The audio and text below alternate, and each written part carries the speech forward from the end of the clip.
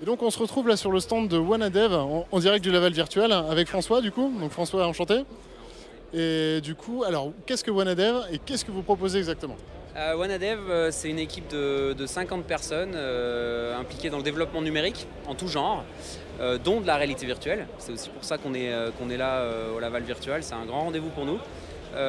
Cette année, on a décidé de venir uniquement dans le but de montrer une branche gaming, c'est-à-dire qu'on a développé tout un écosystème clé en main pour les salles d'arcade. Ça passe du catalogue de jeux au logiciel de gestion de salle, donc pouvoir répartir les joueurs sur des postes, ne serait-ce que les pseudos, les scores, tout ça c'est des besoins exploitants que les salles d'arcade ont besoin ils ont besoin d'outils de réponse, donc Oui, parce c'est ce qu'on présente ici. D'accord. Ouais, parce qu'à l'heure actuelle, une salle d'arcade du coup est plutôt, obligée d'utiliser le Steam, soit leur Steam, soit l'Oculus Store. Enfin, c'est assez compliqué en fait pour une salle d'arcade de trouver du contenu, on va dire, sécure. Ouais, il y a différentes écoles, hein, ceux qui choisissent de prendre des jeux, on va dire, du Steam, ou alors de faire développer des jeux sur mesure. C'est ce qu'on fait aussi, hein, d'ailleurs, avec certains de nos partenaires. Et puis après, nous, on développe nos jeux dans notre studio et on les ajoute à un catalogue qui est en total accès avec nos partenaires. Et donc, dès qu'on développe un nouveau jeu, hop, il s'intègre au catalogue. Et c'est comme ça qu'on enrichit le catalogue et on en fait profiter tous les partenaires. Ok, ça marche. Donc demain, je veux monter une salle d'arcade, je vous contacte et comment ça se passe?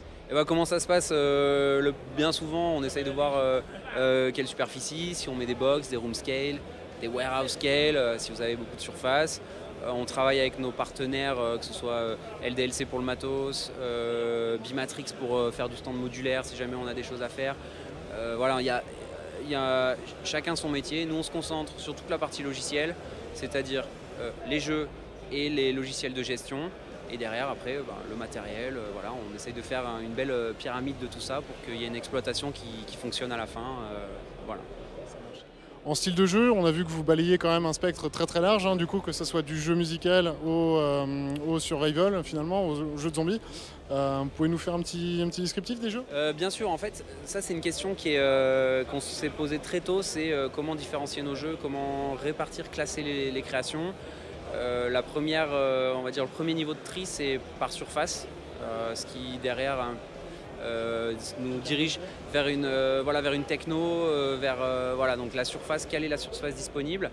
Et ensuite, forcément, c'est toucher différents publics, que ce soit le hardcore gamer, dans ce cas-là, on va proposer quelque chose de plus adulte, compliqué, mais volontairement, ou le jeu familial, ou le jeu collaboratif pour les entreprises, le team building, les enterrements de vie de jeune fille, ce genre d'événements-là.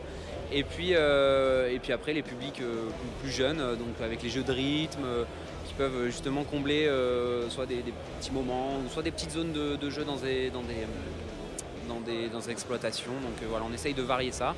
Après, on va dire que c'est nos partenaires qui ont des salles qui nous drive aussi, qui eux nous font leur retour. Voilà, il nous manque un jeu pour telle cible, on se remarque que tout le monde nous demande ça, et c'est à nous de réussir à combler ce manque-là et à faire un jeu qui convient. Ok, ça marche. Alors du coup, un jeu comme Propagation, par exemple, qu'on a pu tester dans un instant, on mettra des images, hein, du coup. Il faut compter combien à peu près en termes de développement, combien de temps ça, pour une équipe de combien également?